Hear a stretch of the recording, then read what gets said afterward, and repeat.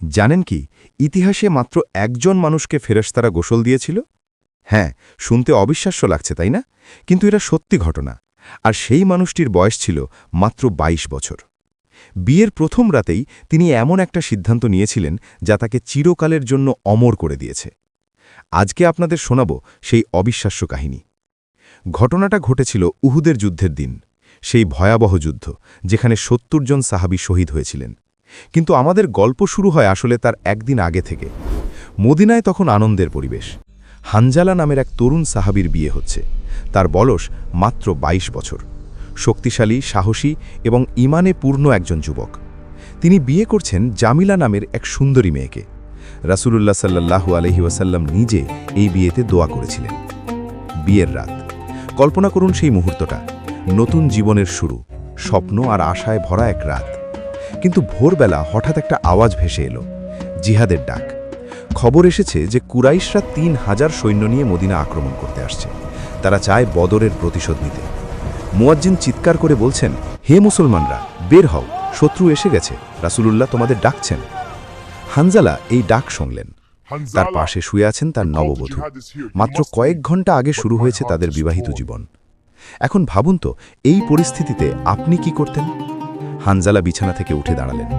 জামিলা বললেন, আপনি কোথায় যাচ্ছেন? এটা তো আমাদের প্রথম রাত। হানজালা বললেন, আল্লাহর রসুল ডাকছেন, আমাকে যেতে হবে। জামিলা তখন লজ্জা পেয়ে বললেন, কিন্তু আপনি তো জানাবা অবস্থায় আছেন, গোসল করুন, তারপর যান।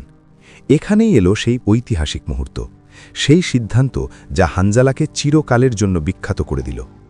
হানজালা এক মুহূর্ত থেমে বললেন, না, সময় নেই, আল্লাহর রসুল ডাকছেন, আমি পরে গোসল করব, এখন যুদ্ধে যেতে হবে।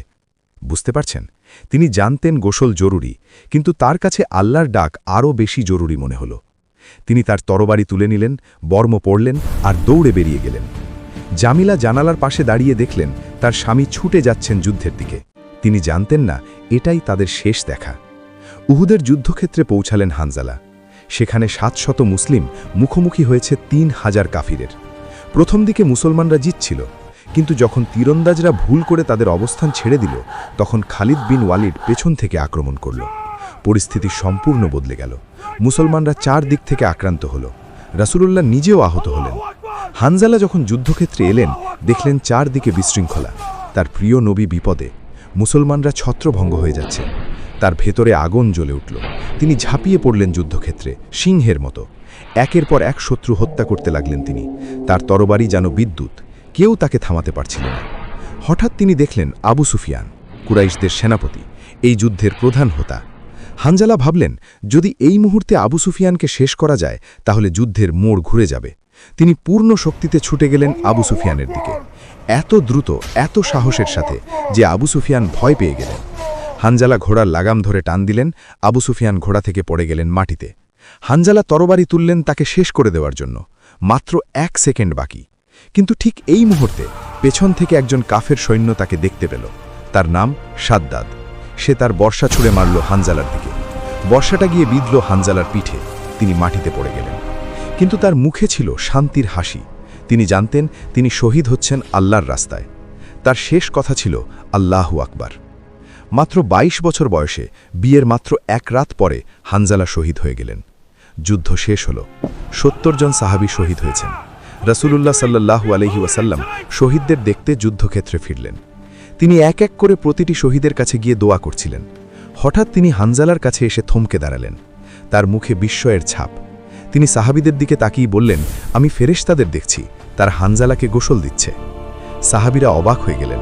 তারা তো কিছু দেখছেন না, কিন্তু রাসূলুল্লাহ দেখতে পাচ্ছেন।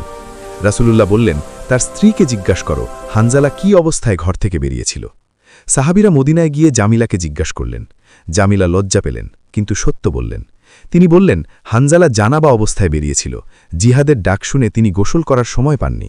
যখন এই কথা রাসূলুল্লাহকে বলা হলো, তিনি বললেন, এই কারণেই ফেরেশতারা তাকে গোসল দিচ্ছে। হানজালা জিহাদের জন্য এত তাড়া করেছিল যে গোসল করতে পারেনি। আল্লাহ তার এই নিয়ত দেখেছেন, তাই ফেরেশতারাই নিজেরা তাকে গোসল দিচ্ছে। চিন্তা করুন এই সম্মানের কথা।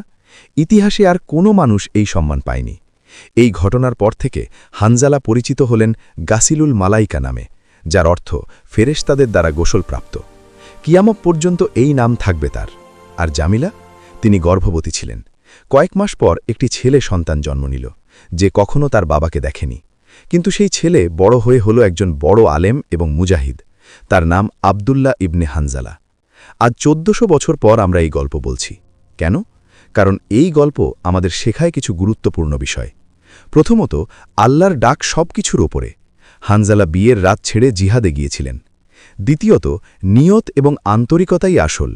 হানজালা গোসল করতে পারেননি, কিন্তু তার নিয়ত ছিল বিশুদ্ধ। আল্লাহ সেটাই দেখেছেন। তৃতীয়ত, মৃত্যু যে কোনো সময় আসতে পারে, তাই সব সময় প্রস্তুত থাকতে হবে। হানজালা জানতেন না তিনি ফিরবেন না, কিন্তু তিনি আল্লাহর রাস্তায় যাওয়ার সুযোগ হাতছাড়া করতে চাননি। এবং দেখুন, সেই সিদ্ধান্ত তাকে অমর করে দিয়েছে। আজ আমরা তাকে মনে রাখছি, তার গল্প বলছি। গাসিলুল মালাইকা হানজালা ইবনে আবি আমির। আল্লাহ তার প্রতি সন্তুষ্ট হন এবং আমাদের সবাইকে তার মতো ঈমান এবং সাহস দান করুন। আমিন। তো বন্ধুরা, এই ছিল হানজালার অবিশ্বাস্য কাহিনী, যে মানুষটিকে ফেরেশতারা গোসল দিয়েছিল। আশা করি গল্পটা আপনাদের ভালো লেগেছে এবং আশা করি এটা আপনাদের কিছু শিখিয়েছে। ভিডিওটা ভালো লাগলে লাইক করুন, শেয়ার করুন, যাতে আরও মানুষ এই অসাধারণ গল্প জানতে পারে। এবং আরও এই ধরনের ইসলামিক ইতিহাসের গল্প শুনতে চাইলে চ্যানেলটা সাবস্ক্রাইব করে রাখুন। পরের ভিডিওতে দেখা হবে। আল্লাহ হাফেজ।